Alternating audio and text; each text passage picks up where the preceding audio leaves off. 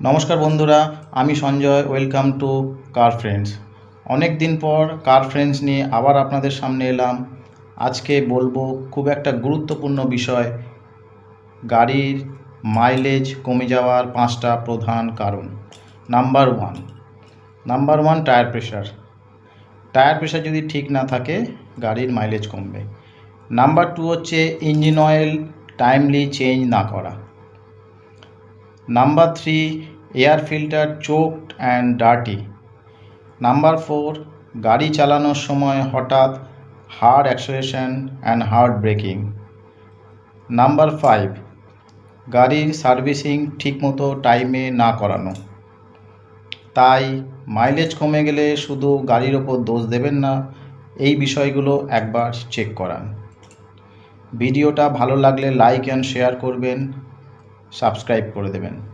আমি আছি আপনার গাড়ির বন্ধু হিসাবে।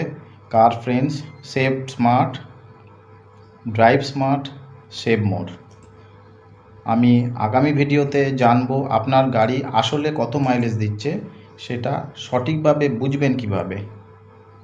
Thank you.